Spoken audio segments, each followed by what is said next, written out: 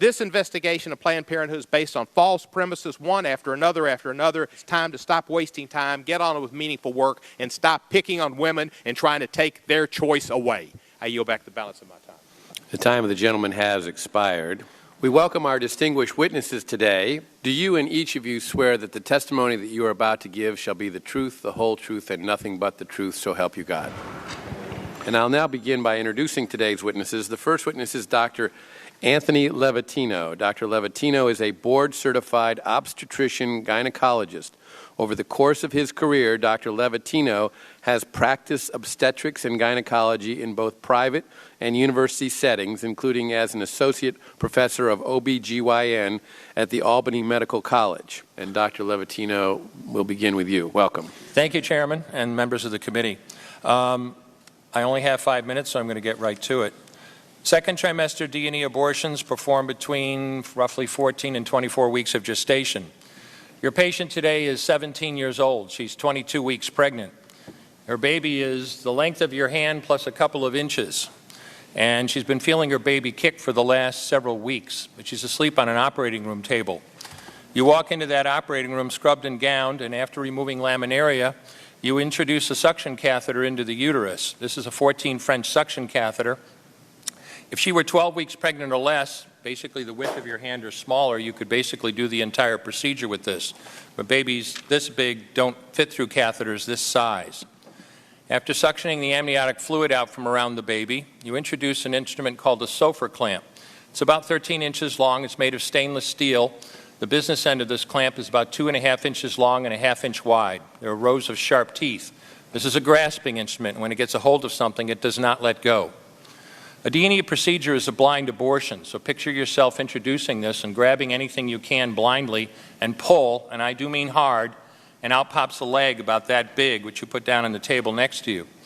Reach in again, pull out an arm about the same length, which you put down on the table next to you.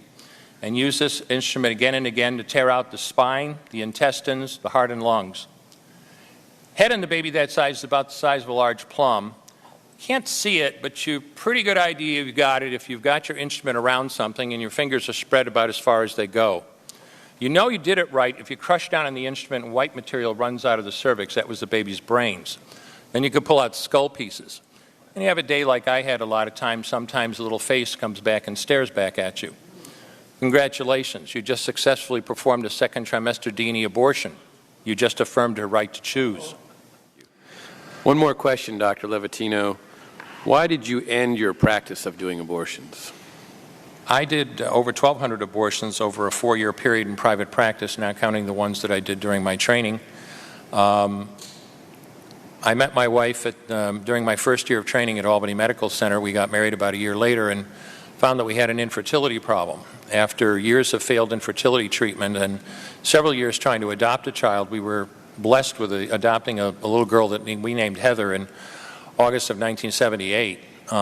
As sometimes happens in those situations, my wife got pregnant the very next month, and we had 2 children 10 months apart.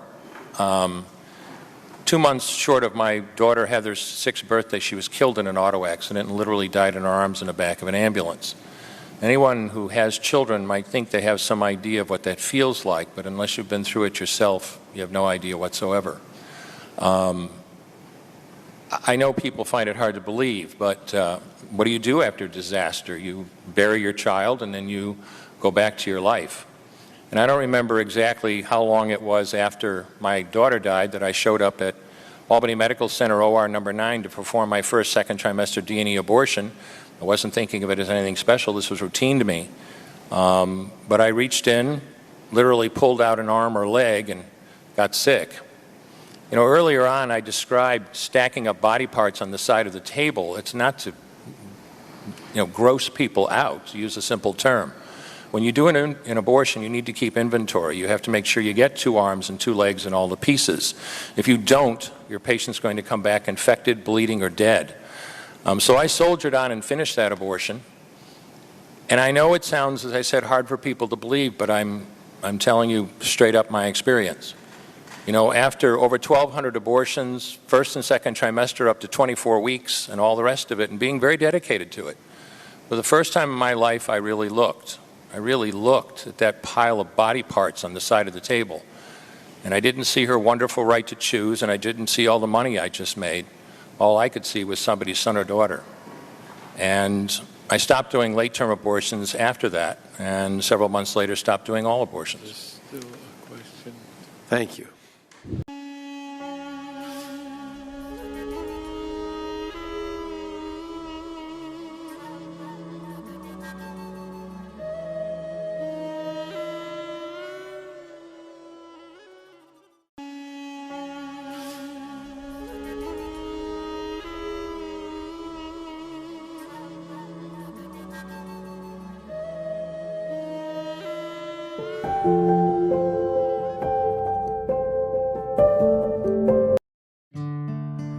This MR video shows a baby of 21 weeks gestation. She's about the size of a dinner plate.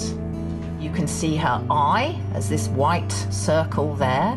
We can also see her stomach, and we can see her hand opening and shutting and playing with her toes.